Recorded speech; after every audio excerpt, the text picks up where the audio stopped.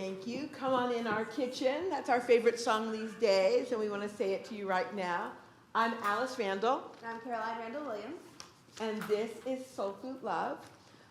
What we want to do is we're going to do a teeny bit of reading, a very small amount of reading. Then we're going to ask each other 3 questions, and then we're going to open up the floor and let you guys ask us some questions.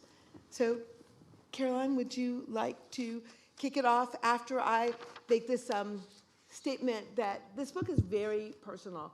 It's a series of love letters from Caroline and I to the generation before us. It's a series of love letters to the generation ahead of us. And it's also, the recipes are really love letters that Caroline wrote to me. And so when we invite you in this book, we are inviting you into our family love story. And it's finally really a love letter to America. And I think we'll let Caroline kick off with a little reading that. From the preface, Yes. A Tale of 5 Kitchens. This cookbook tells the story of 5 kitchens. 3 generations of women who came to weighing more than 200 pounds, and a 4th generation that absolutely refused ever to weigh 200 pounds. It's the story of 100 years of cooking and eating in one Black American family. On these pages, we share the kitchen memories, kitchen gossip, and food ways that sustained 2 great-grandmothers, a grandmother, and us, a mother and daughter. Dear's kitchen, Grandma's kitchen, Nana's kitchen, Mama's kitchen, Alice's, and baby girl's kitchen, mine. All are sacred places in our family, but only one is simple. Baby girls. The recipes in this book are from Baby Girl's Kitchen. You can cook every one from a Walmart shelf, or you can cook them from your home garden or Whole Foods. But wherever you get your foodstuffs, cook these recipes and you will be tasting the past, swerving into a new and healthier future. You will be tasting us using what we got to get where we want to go, to fit land without forgetting, shaming, or blaming traditional soul foods or traditional soul food ways. Our kitchen celebrates forgotten soul food staples. We love sweet potatoes, peanuts, and sardines. Our ancestresses loved them too. For us, the path to our Black food future runs through our Black food past, and it requires radical change. Change that starts in the kitchen, on the quick and on the cheap. We know because we did it in our family. Fought back hard against fat while holding proud to our table. Others are doing it too, becoming kitchen sink Amazons, winning the war on fat, one tasty, home-fixed, and healthy meal at a time. These recipes are the work of a daughter who searched out the healthier bites and bits from her mother's, the healthier bites and bits from her family's cooking history, and remixed the best of the rest into something greener, into something healthier and easier, working beside a mother, determined to change her own food ways so she might change her daughter's food future. This is the story of our search for a kitchen where what's good is good for you, and nothing is finer than a good taste on a healthy tongue. And we want to give you a little taste now of Dear's Kitchen. Since we're here with family, extended family, this is a picture of Dear, son and papa, near their wedding in 1913. Dear was born in 1897 in Selma, Alabama, and she died in 1976 in Detroit, Michigan. Her real name was Minnie. Minnie rarely cooked. She appeared to cook daily. Her husband, Will Randall, who'd grown up in Selma, Alabama, around white women who'd never lifted a hand in their own kitchens, couldn't stand to see his Negro wife peel a potato or quarter a hen. So Will did all the peeling and chopping, the snapping of beans and the cleaning of greens, the mixing and stirring. Dear finished the food and served it, first in Selma, then in Detroit. Papa and Dear's Selma table was near the Johnson family farm, which was Dear's family farm. If Dear recalled the Johnson family farm in Alabama as an eye in the middle of the storm that was Jim Crow, it was an island she understood to be precarious and vulnerable.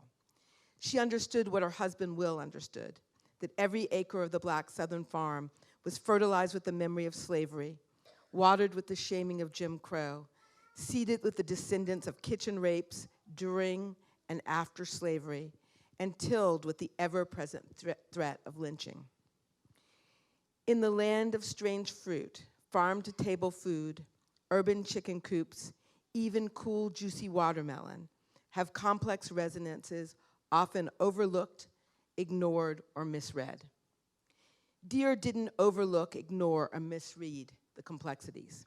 She fell in love with every process that distanced food from the farm and every habit that freed her from the kitchen her Black grandmother had been shackled to in her white father's home.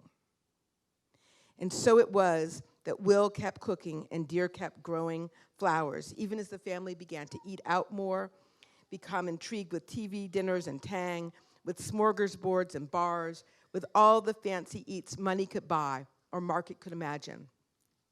Fascinated by everything that promised modernity and with it equal opportunity and safety that came with distance from Alabama, southern rural kitchens, and rural acres. Papa and Dear associated soil food with the life they had left behind in the South. Processed food equaled progress. I didn't learn to cook a single dish in my grandmother's kitchen. I, in light of that, am going to read you a recipe for a cocktail from Dear's kitchen, Dear's Sweet Forgiveness. It's also a pretty extraordinary family anecdote. In her early marriage days, when Dear wanted to make a cocktail, she would take whatever cordial she had on hand, perhaps dewberry, and dilute it with soda water. She liked her drinks sweet, weak, seldom, and delicious. Dear and Papa had a grand love. Because he could not read or write, every day she would read his mail to him. One day a letter came that read, "I know you love wife, but we had son, and I can't take care of him anymore." Papa walked off, ashamed. Dear didn't say a word. Instead, she sent for that boy and raised him in Detroit with her own.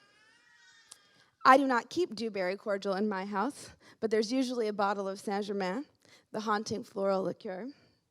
People seem to love to give me the statuesque, faceted, blue-labeled bottles that look like perfume and drink like a garden. I definitely do not mind. We think this drink is almost as sweet as Dear's forgiveness. And before I introduce you, that's Caroline's first grandmother in the book. I'm going to introduce you to her second. I will say that Papa, that man who was Dear's great kitchen man and also a sort of self-made millionaire in Detroit, he was the son of Confederate General Edmund Pettus, which makes the story more interesting. If you read our cookbook, you'll find out more about that. I now want to introduce you to Caroline's, the great-grandmother that she knew so well, Alberta Johnson, who was born in 1906 and graduated to heaven in 2004. Grandma's favorite foods were bridge party foods, Lynx Foods Company's coming food, complex chicken salads, elaborate aspects, checkerboard sandwiches, rum balls, tall layer cakes, home frozen custards, roasted turkeys, shrimp creole, salmon moles. These were the dishes that established her reputation as a hostess beyond the family circle, and these were the dishes she cherished and perfected, the building blocks of her many memorable feasts for other club women. In Nashville, as in so many segregated cities in the South between the Civil War and Vietnam, if you were Black and wanted to enjoy fancy food outside your home, you had to join a club. Grandma Bonton belonged to about 6 or 7, which meant you had to turn your home into a banquet hall when it was your turn to host. Your turn to host in the Black South, this simple declaration has been known to bring strong women to tears, church women to curses, good marriages to the brink of divorce, and drag the financially secure out of the black ink and into the red. These women understood they were being asked to create an occasional meal so dignified it was a cure for a myriad of daily race-based indignities, so original it defied and exploded stereotypes, so cosmopolitan it claimed a planet as theirs. They were being asked to present a meal that was no less than an act of civil realignment. Women who never hit their children, never cursed their husbands, never dropped a friend, never bounced a truck, were known to commit all of these and more sins when it was their turn. Not Grandma. For Grandma, her turn was her turn to shine. Grandma believed identity could be painted on the tongue with flavor. She believed that her pots and her spoons could be equal to the paper and pen or canvas and pigment. She understood the club meeting meal to be an art form and the great club meeting hostesses to be artists. And she understood her art to be political. If some folks thought she was just an amazing housewife, she did not set them straight. And now we're going to read a recipe in honor of Grandma Bonton. And don't worry about that baby. There should be a baby in every kitchen, There and we should welcome be, it. Always. No, This baby was in my kitchen from the very beginning. Hold on. Well, as Caroline finds her space. I found it, don't worry. Okay, good. Perfect. I was going to tell you she started cooking at about 18 months old. So this is a salmon mousse in honor of Alberta Bonton. This is the kind of dish Grandma loved. It is a perfect fancy party food that can be made on the cheap and in advance. If Nana was making it, if Nana, being her daughter, was making it, she would have added Louisiana brand hot sauce, taken out the dill, thrown in a bit of cayenne to turn this elegant mousse into something suitable for a bar. And she might have served it on cucumber slices. On this occasion, I prefer Grandma's way. We are now going to introduce you to Nana, Joan Marie Bonton Williams, Caroline's grandmother. Joan was born in Harlem in 1927, in the middle of the Harlem Renaissance. Her father was one of the leaders of it. His best friend was Langston Hughes, and she died here in Nashville in 1998. And she was Caroline's beloved Nana. By 1968, the year Avon Williams was elected as the first black state senator in Tennessee since Reconstruction, everyone in historically black North Nashville knew the revolution had a chief cook and bottle washer, and her name was Joan. They also knew the civil rights movement in Nashville had a kitchen, and that kitchen had an address, 1818 Marina Street, the home of Joan and Avon Williams. In other cities, civil rights leaders were feted with Sunday's preacher's coming favorites, fried chicken and potato salad washed down with sweet tea. In Nashville, national and local civil rights leaders got their drink on and feasted on bar food. When Alberta and Arna Bonton's oldest daughter, Joan Marie, married Avon Williams, a strikingly handsome black attorney from Knoxville, who was first cousins to Thurgood Marshall, an elegant Nashville wedding dissected and acclaimed in some circles for the next half century in 1957, most predicted Joan would soon retire from serving as university librarian and settle into being the kind of housewife, mother, hostess Grandma had been. Persnickety, praiseworthy, praise-loving, and above all, presiding high in an all-black bubble of formal elegance. Joan and Avon had other plans. They built a modern house smack dab in the center of North Nashville, then flung open their doors to all and sundry. After they set up a bar with fancy glasses and top-shelf liquor, Joan got her food mill out and her blender plugged in. She loved to smash and pulverize. Now, Nashville's iconic hot chicken is traditionally fried piece by piece, a slow and arduous process for a home cook trying to feed a crowd. Joan's hot chicken wings were simmered in butter and hot sauce. You could cook them cheap and quick and by the vat. If she needed something cheaper and quicker, she'd serve dozens of perfectly boiled eggs tipped in salt. In Nashville at Joan's, 7 days a week, 24 hours a day, it was always payday Friday night. Hard liquor flowed and tasty bites were served, and nobody got charged but Mr. and Mrs. Williams. In honor of Mrs. Williams, I'm going to read you a salad that we came up with as sort of a new addition to the soul food canon, Joan's Niçoise with okra ladyfingers. The downtown campus of Tennessee State University is now named the Avon and Williams campus in honor of Nana's husband, my grandfather. Though today the school graduates often become doctors and lawyers and nurses and teachers, TSU's origins as an agricultural institution devoted to creating scientific farmers is revealed by the acres it still has under cultivation. In fact, the campus is now part of the cutting-edge phenomenon of urban black gardeners. And the ag school at TSU is enjoying a renaissance in sustainability, food justice, and food security, which have become front lines across the United States. In the summer of 2013, TSU gardens were enjoying a bumper crop of okra, and some of the gardeners were pickling it. That's what inspired this salad. Okra is an acquired taste, unless it's pickled. Cooked most ways, okra can be peculiarly or wonderfully slimy, depending on whether you have acquired a taste for it. Pickled okra is crisp and earthy, with an astringent bite. While we know precious few people who put up their own cucumber pickles these days, for some reason, we do have lots of friends who like to pickle their own okra.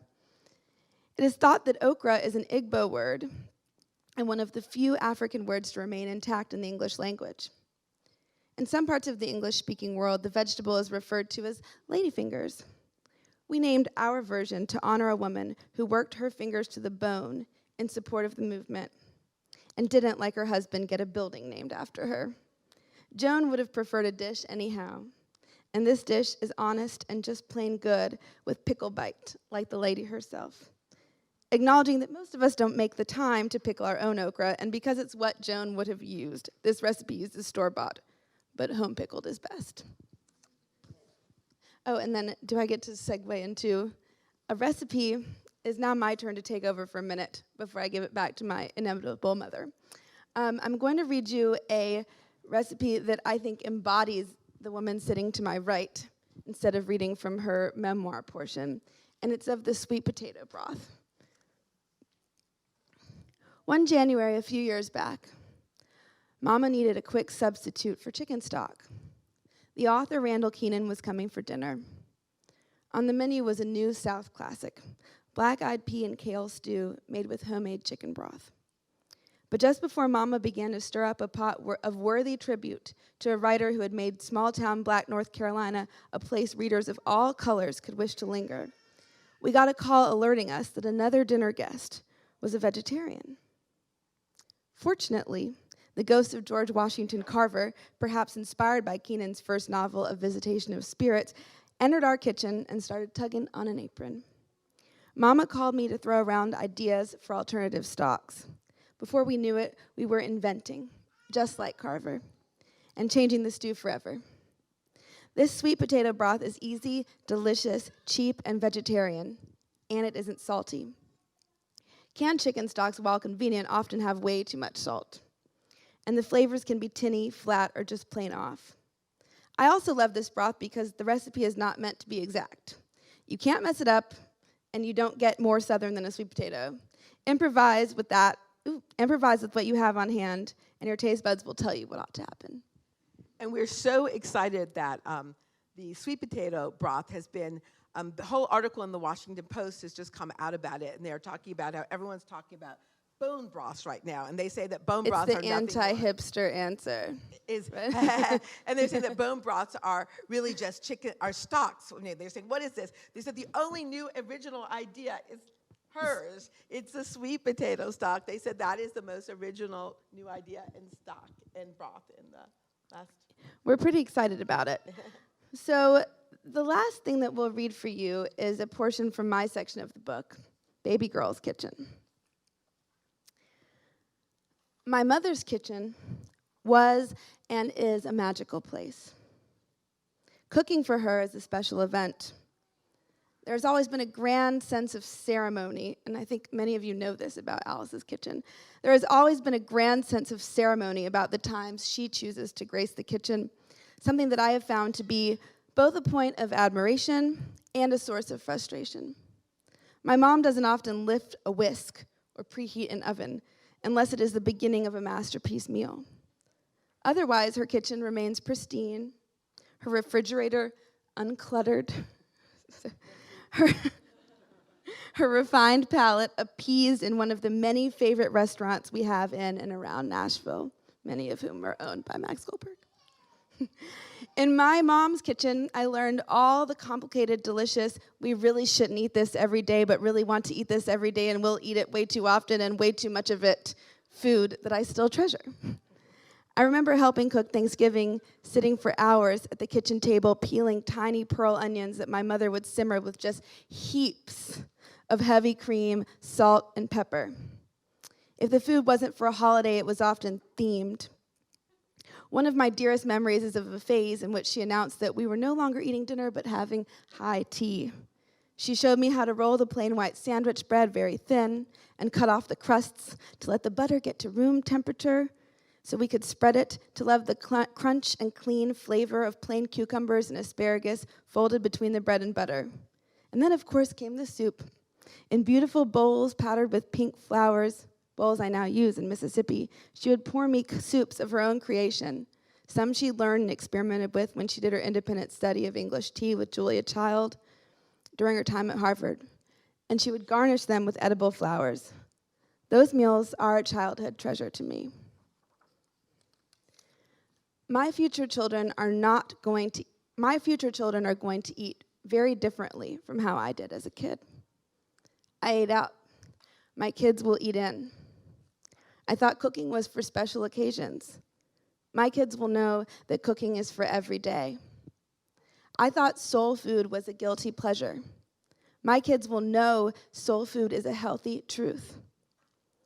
I'll want my kids to get underfoot in the kitchen. They will be brave and adventurous and know the flavors they like and enjoy the experiment of creating them.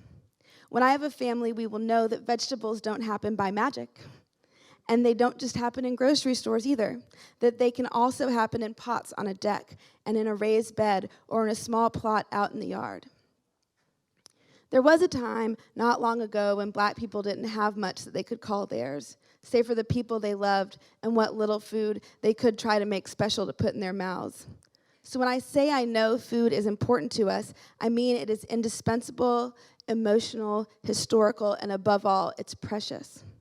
A pot of greens washed 7 times before cooking, one for each day God created the world and for the day he rested, was a way a mother could show love when she couldn't buy things. I want to keep that spirit. I want to keep those flavors, but I want to do it in a way that my children know their mama is looking out for their bodies as well as their souls. And looking out for her own body too. But I'm not a mama yet. So for now, standing on the shoulders of these brilliant, big, Black women, I go on ahead and feed my friends from my small kitchen. I feed them from my history, from our history, our past, our present, and from the fresh start of what I hope our future looks like. And that, as we like to say in my family, is how you entertain like mama and stay healthy like baby girl. So now after that's our little bit of reading, we're going to ask each other. We have 3 little questions. We're going to interview each other, then we're going to open up to questions from you all. So my first question, first of all, I want to, as I said, thank my co-author, because to ask one question none of you will have the nerve to ask. Caroline did so much more than way than half of this book, that she is an extraordinary collaborator and really is the reason we were able to put health and history on a plate. Carolina, my old lady's eyes, what was your favorite piece of forgotten family history we found while researching Soul Food Love? That's a super easy one, I think. Learning that my great-grandfather, Papa, did all of the cooking for my great-grandmother, Dear, is pretty wonderful, and I hope I get so lucky in his spouse one day. And he ran a business, too. Mom, what is your favorite bit of family history that you learned researching the book, do you think? Well, the thing I did not really, I knew that Grandma Bontemps, they were Seventh-day Adventist, and they started off their lives as Seventh-day Adventists, and Grandma Bontemps met Arna when he was a professor at the Seventh-day Adventist school, high school that she went and attended.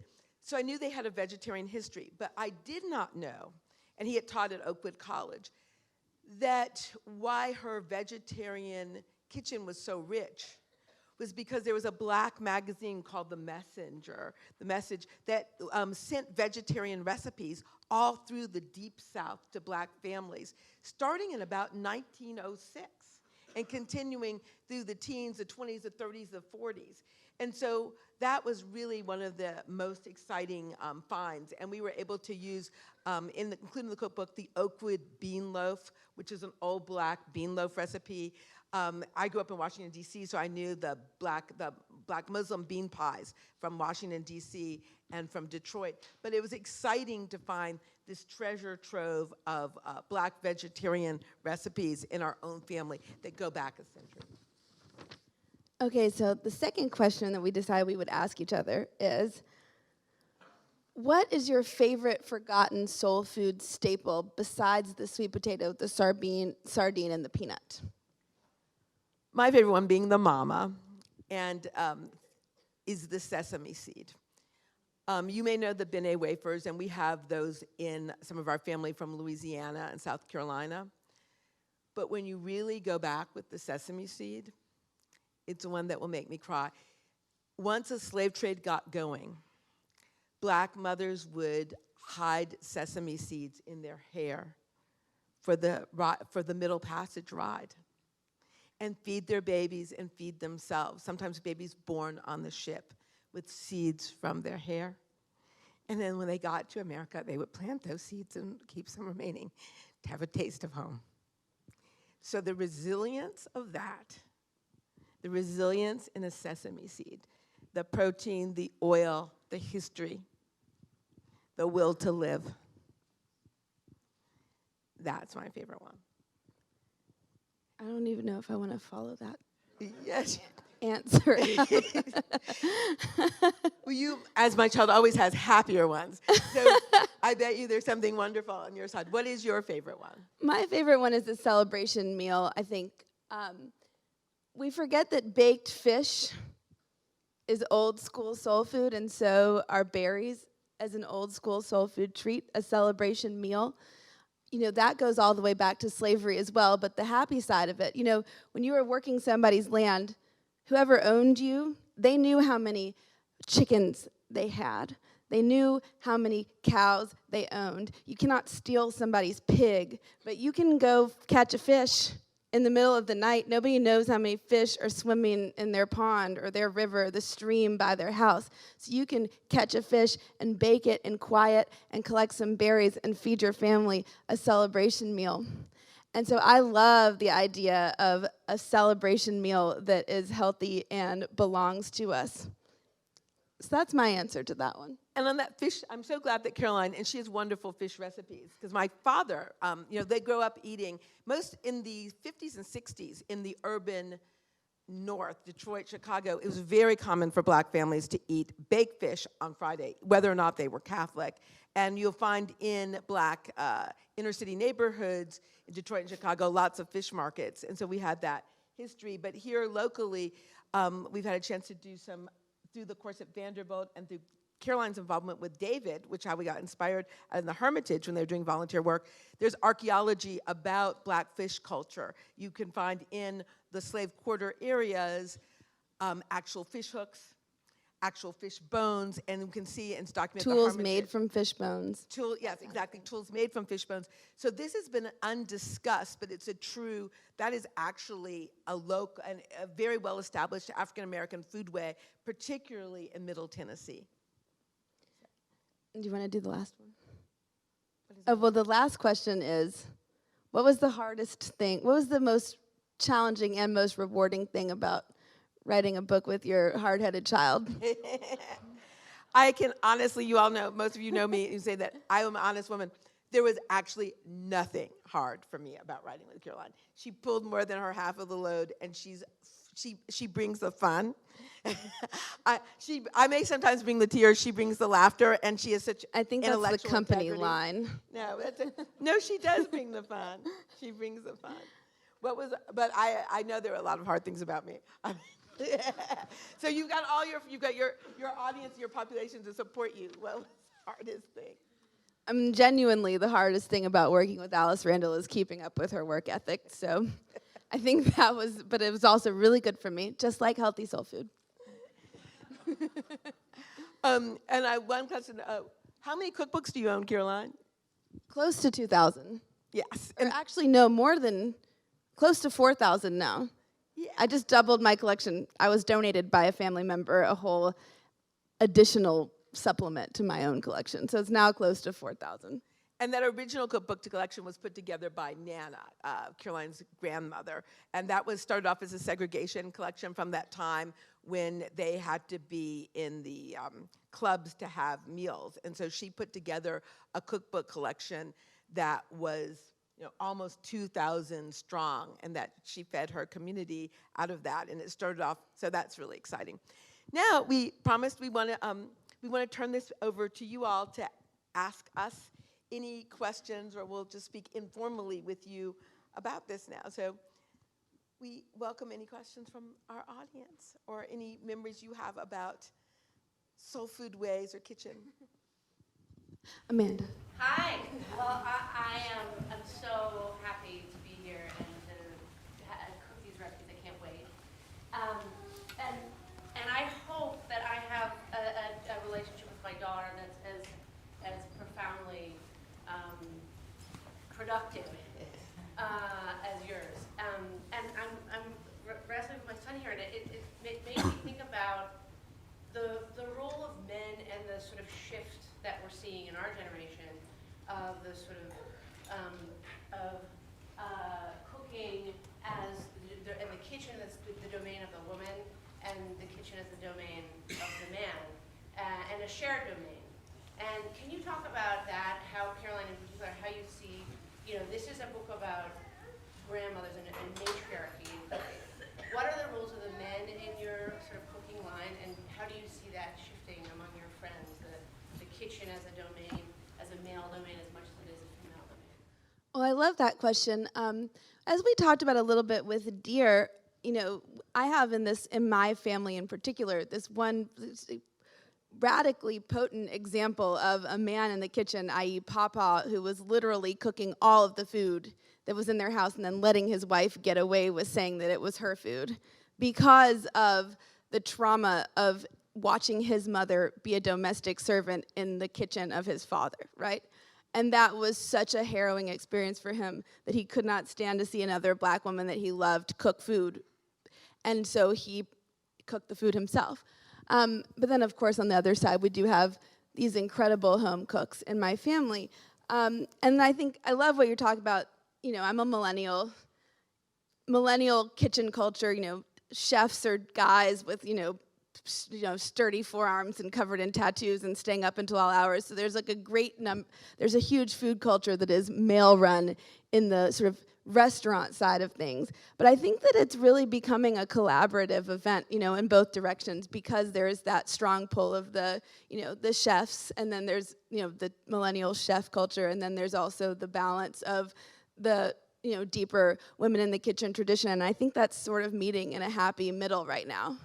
And I think one of the problems is right now most of the millennials of Caroline's friends can't cook at all. Because they're obsessed with watching female. food television and food pictures, and eating out and taking pictures of it and putting it on Instagram, and then their fear of failure means that since they can't create what they saw in a restaurant, they just don't cook at all, which we're trying to help fix.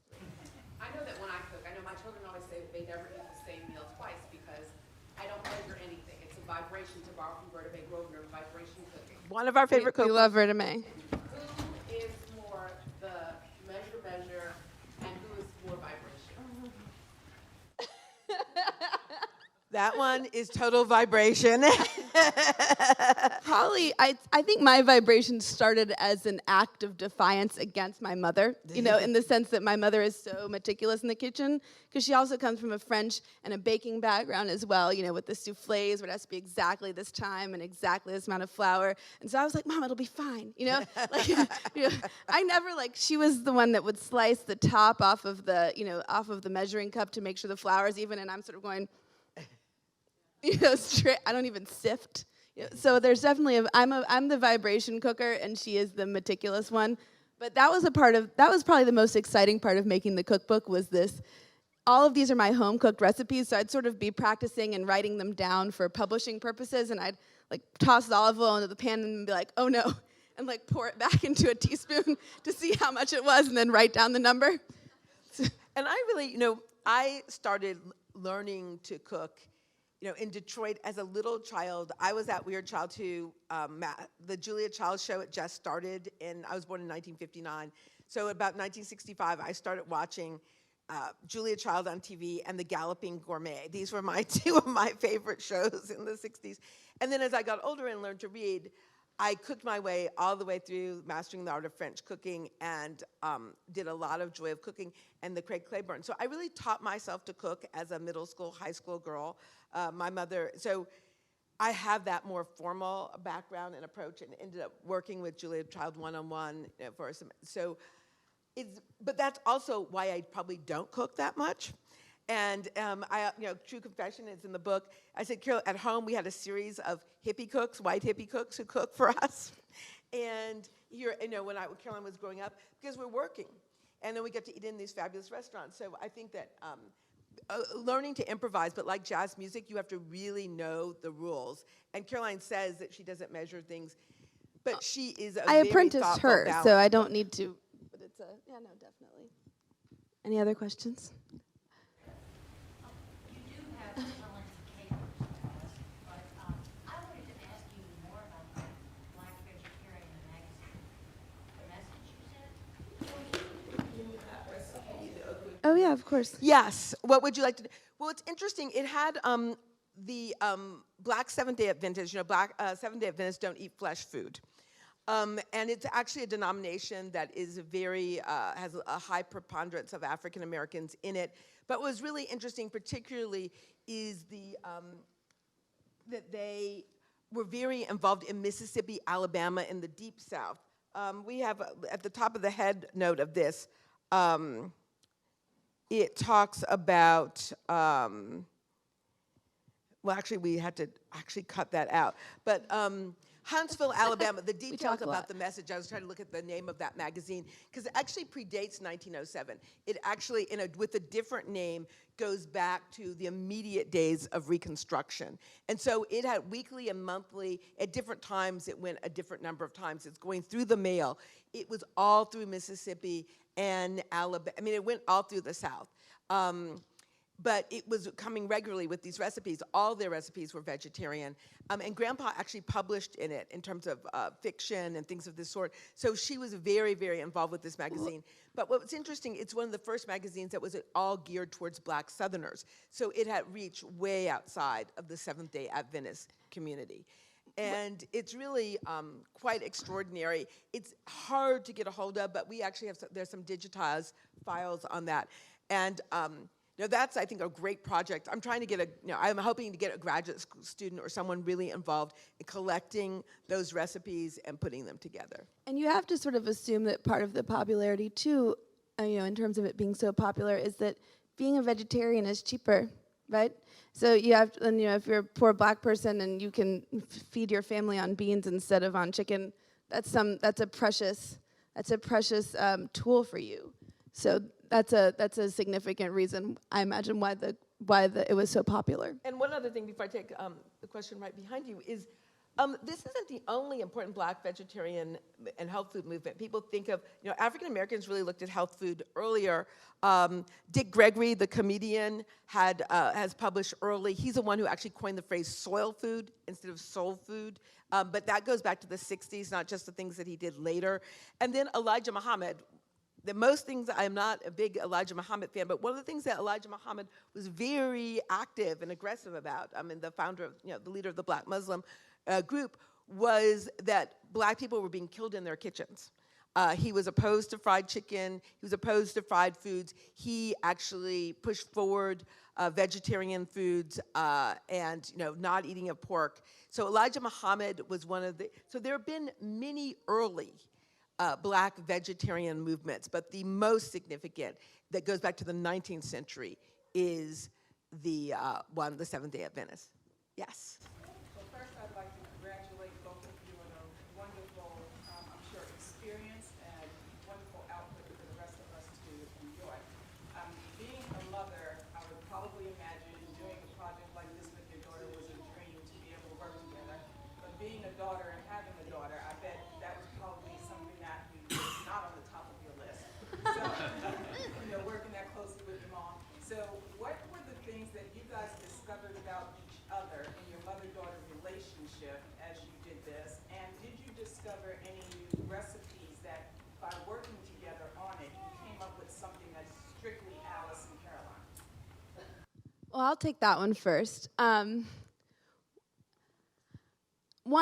had the privilege, pleasure, practice of writing a book together, BB Bright before this. That was great. But I think, as a young creative person, or really a young professional person of any kind, the dream is to get to work learn at the hand of somebody who's an expert in your field, right? And my mother is, by any standard, an expert in the field of writing. And not only that, but she has purely my best interest at heart and is relentless in her pursuit of my own gains in life. So getting to learn at her hand, getting to work with her was just totally extraordinary, one. Two, I think my favorite recipe that I think of as collaborative of the two of us is, funnily, the chicken and wild rice soup, which I cooked for her now 2 summers ago when I was cooking through all the recipes sort of over and over again for measurement purposes, vibration cooking. And she said, "This is new." And I said, "No, it's not." And she said, "What do you mean?" And I said, "Well, you made this for me when you were doing that tea phase." when I was 8 or 9, you made me chicken and rice soup with vegetables. And she was like, "Well, that's not exactly my soup." But I said, I made it from my memories of her cooking for me as a little girl, and she had forgotten them because she's, prepared countless meals for me, actually, even though she did take me out a lot. And it was so fun for me to revive something that she'd actually given to me years ago and forgotten that she'd given to me. And we liked it. It's a wild rice soup, so it's which is one of the Native American influences. One of the other big influences in African American foodways that isn't examined enough are the smoked, the barbecue traditions and the influence of Native American foods. And the wild rice soup was something that I had cooked a different version of it for Caroline, trying to tell her about our Native American influences and antecedents way, way, way back. I think for me, the biggest discovery was that it was, and I will say something very personal, that there was a time to let go, to realize, because when we did BB Bright, Caroline had huge impact on it, and she was in it, but she had started as a child, so some of it was her taste driving it. Some of it was her creativity in writing. We finished it when she was in graduate school, so she had become a writer, written a thesis. But this book, The True Thing, her fingerprints are not only on it. She, as I said, she's at least 60%, 70%. So I learned that I was over the hill. And it's been an actual thrill. I learned that I could, that she's not only a better driver than I, and I can get driven around by her, but in a literary sense. I can get driven around, and then she will let me come out and read some of the essays that she wrote and claim them as my own. I get to drive in her car. So that's like really, my great-grandfather before me. yeah, I get to ride in her car. So that's what I actually learned to have, that I could let go, and that she may say that I was an expert, but Caroline has another book coming out, a book of poetry in April, and we all know I am the hard mother who once told her about some paper that I couldn't say anything about it. We should just tear it in half, that it needed too much improvement. And she said, "Well, if I turned it in, it would be an A." And I said, "Well, maybe a Nashville A, not a national A." And that's not putting anything down about Nashville. I'm just saying that don't focus on your local competition. Think of your national competition. So when I honestly say she is a better writer than I am, and I am proud of what a good writer I am, she is a better writer than I am now. She had the advantage. I feel it's a little like Venus and Serena. Serena had the advantage of playing with Venus. So she had the advantage, but Serena is a better tennis player than Venus, and Caroline is a better writer than I am. Any more questions? Right here. I was noticing the other delicious thing about this book is the language. I mean, you just talked about writing a little bit, but I was wondering if, other than from each other, if you learned anything about language from your ancestors, from these wonderful women, along with the food. Oh, I love that question. Well, my grandma's husband was a Harlem Renaissance poet, so I grew up reading a great deal of poetry and fiction from from that movement, and I think that we hope that sort of verbal jazz that is so characteristic of the Harlem Renaissance poetry and fiction would permeate some of our work. And also, we love country music, so we love the lyric as well. What else? What do you think, Mom? We can make that almost our last question. I think that Dear actually had the biggest impact, because when you read this, you'll tell you, Dear didn't cook, but she did at her dining, and she didn't cook. What she did at her dining room table is she would sit me down in a formal dining room on a beautiful crocheted or damask table, and she would literally feed me a book. Because she could barely, she'd never been to school. Her husband could not read or write. He was a self-made millionaire. She thought reading and literacy was the most important thing. So she would sit us down at the table and serve you books and serve you some food to go along with it. God, I mean, it's someone else had done. But reading, and then the power of language, the power, when she eventually told me that story about reading that letter, that other woman had, made an effort for her son through language, and she responded in language and written language, words on paper. That story of how that woman saved her son's life with words on paper, and how Dear showed mercy with words on paper, writing back to her. I will never write any words as powerful as that. But Carolyn, we hopefully maybe with this book, and that will be our last. This book, you can cook everything in here on Snap with food stamps. You can buy every ingredient here from Walmart. It's not that we are supporting Walmart, it's that we deal with the real. And the struggle is real, and the transcendence is real too. And there are poor people who the best grocery store they will ever get to is Walmart, and we're not above Walmart. And so we really want, with this book, there's a lot of poetry in it, but we actually hope there's some balm in Gilead, that people could actually take this book and save their lives. Lose the 20%, 10% of their body weight associated with a 50% reduction in diabetes, or the 20% associated with 100%, or just the 5% associated with a complete breaking away from the fat-fueled cancer risk. Literally, 3 months of eating out of this book could save someone from getting cancer.